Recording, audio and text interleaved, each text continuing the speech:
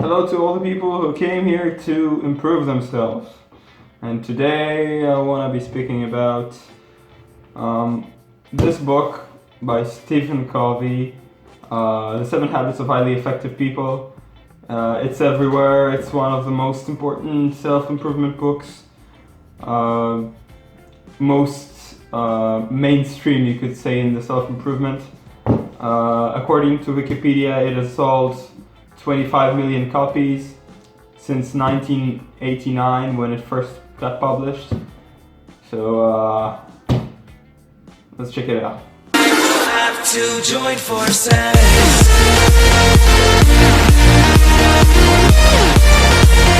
Have to join forces. So you've probably noticed that this book is not in English. It's in Hebrew because I just got it from my library, by the way. You should get it at your local library as well if you can. If it's here translated into Hebrew, then in the US it must be an existing book. I also have a post about libraries. I'll be adding it in the description. And a post about why you should read books. That's the same post basically.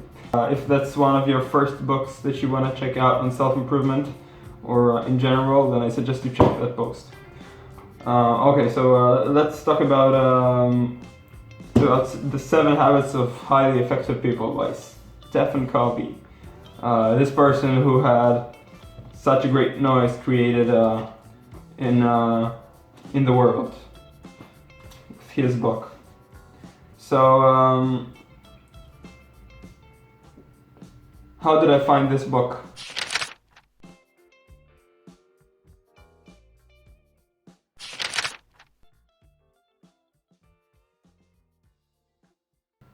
Actually, I was just looking in those best self-improvement books blog posts, and that was one of the books that was appearing everywhere basically, and I really want to read the most famous books, start from those, the most proven ones, and continue with the rest. Before all the chapters, there is a prologue that explains what is a paradigm. Basically, if to summarize it very, very shortly, he explains that every one of us has a map by which we look at the world, or maybe different glasses, and that we should understand that those glasses are just that, they're just glasses. We don't see the world for what it is or as objective. We just must understand that there are different paradigms, and only if we're able to understand that, then we will be able to enjoy the book or understand other people. And so we need to understand that in order to apply any of the 7 habits stated here. Because in order to learn something, we need to understand that our vision is not perfect, and that not everything is as we see it.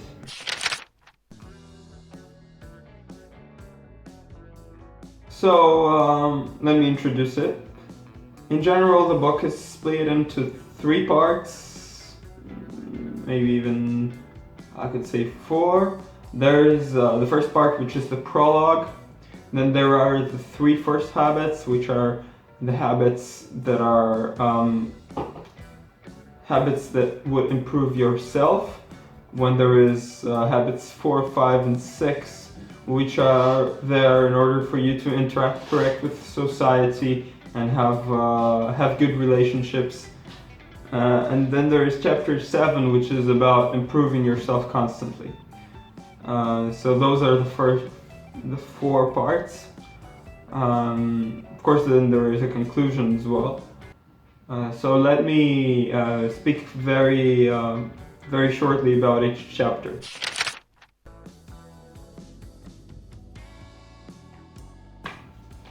Chapter number 1, be proactive. As you can say, it says 1 here.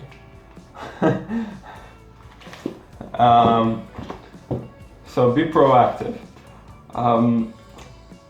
In this chapter, he explains that a story about a person in another book, Viktor Frankl, that was in the Holocaust or World War II, and he was made to do very horrible things like load bodies, and he was submerged to the worst conditions that could ever be.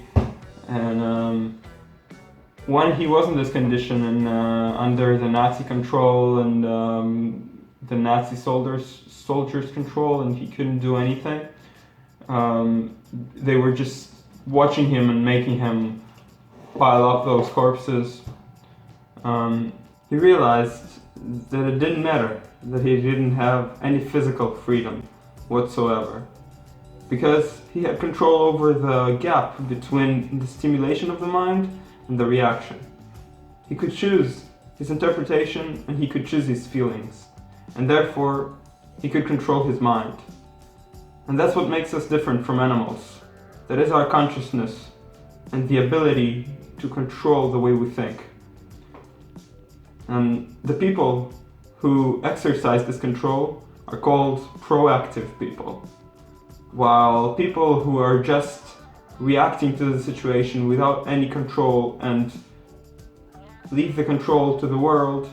So say if it's raining, then they're sad, and if there's sun, then they're happy, and they're not trying to manipulate their thoughts, then those people are called reactive.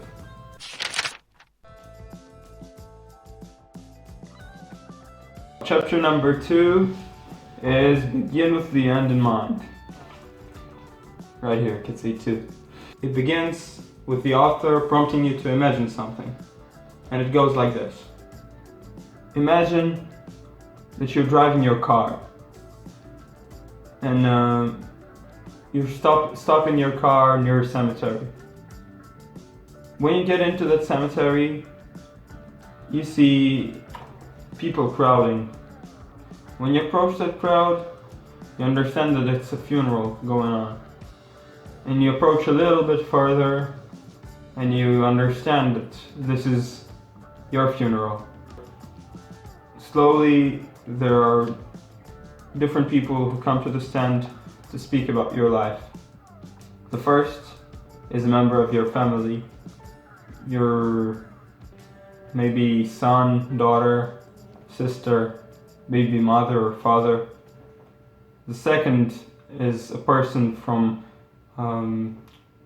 your local community where you volunteer. The third is a person from your work, and the fourth is a friend. What would you like them to say about you in your funeral? How would you like this to look in order for you to be satisfied with the things they're saying? That's what chapter 2 is all about. To understand where you want to get to in life before you even begin. And therefore, if you understand the ending of your life and how you want it to look, you'll be a lot more effective.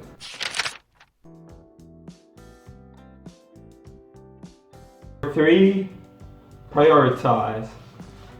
So the chapter is about managing yourself.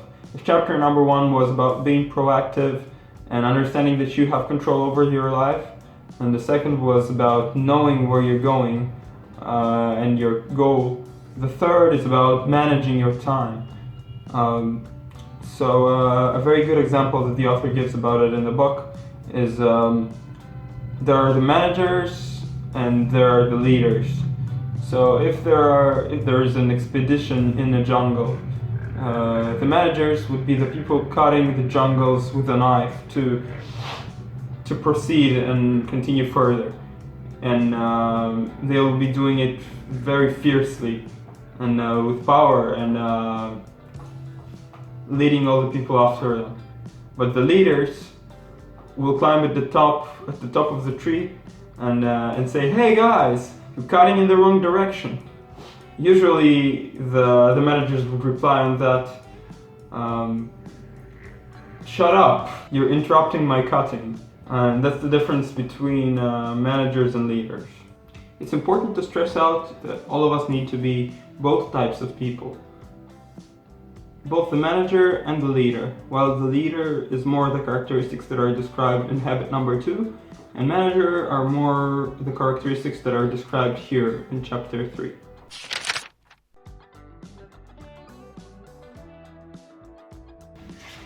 Public victory.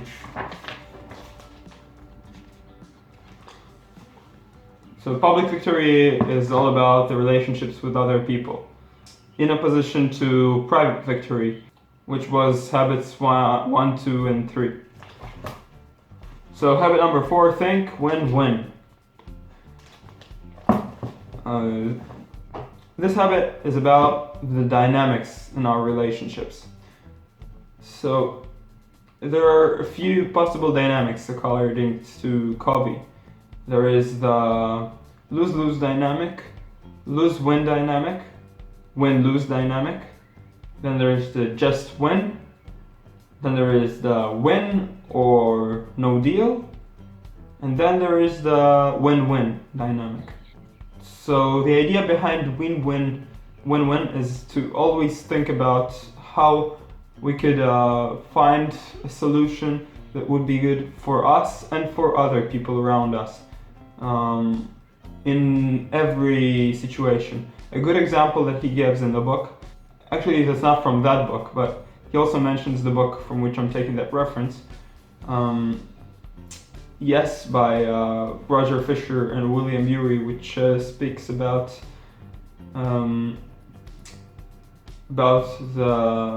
negotiations. And so in that book, there is a case in which two people sit in the library and then they start having a discussion, more of an argument than a discussion about whether they should open the window and whether they should open half of it or a quarter of it or 3/4 of it. And then the librarian comes in and she asks, why does one person want the window to be open? And he says that he wants an airflow. And then she asks the other person, why does he want the window to be closed? And that person replies that he doesn't want it to be cold in the room or windy. And so the librarian goes to the next room and just opens the window. You see? A win-win solution. Both the people got their needs met and nobody lost anything. So that's what win-win is all about.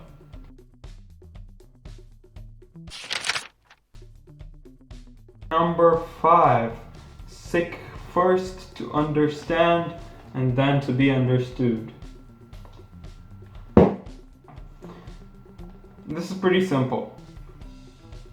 We just have to listen with empathy to other people when they're speaking and try to put ourselves in their shoes for real, without judging them through our perspective, which is what we usually do.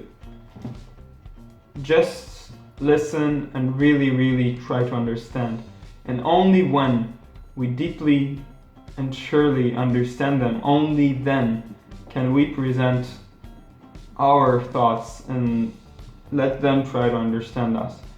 And this is very scary because we have to put ourselves in their world, and that makes us vulnerable. But that is also a great chance to change our relationship and to understand each other very deeply,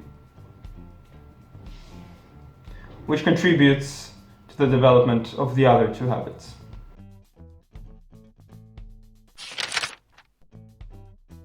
Number 6, synergize.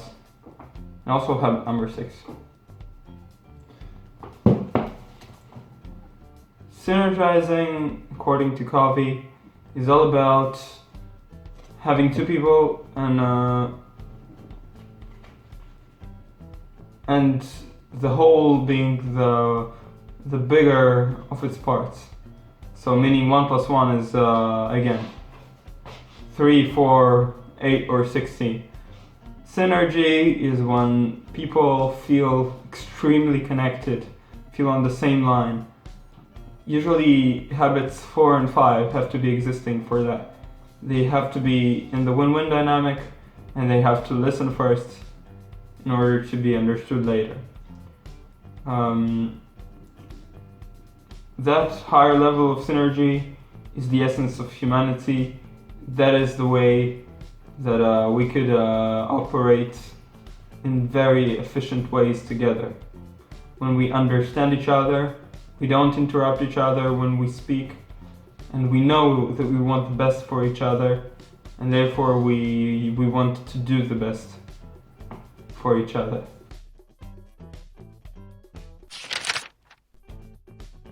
Chapter 7, Habit 7, Sharpen the saw. So this habit could be summarized pretty quickly and easily. There are 4 main things in which we could and should improve. And those 4 areas are the things that would help us improve ourselves in the whole 6 other habits. And those are the physical, the mental, the spiritual, and the social. So the physical is basically 3 things: endurance, heart training. Endurance and heart training is the same thing. Elasticism, so stretching and things, and resistance. Then there is the spiritual, which is meditation and planning and thinking of our goals, and then there is the mental, which is basically reading books and writing and developing yourself in studying. And the 4th one is the social. The 4th one couldn't exist without the 3 other ones, and that is the social. That is not something you should so much do every day, but it is something you should pay attention to, and to how you act within social interactions. According to habits 4, 5, and 6, you just have to pay attention to what you apply.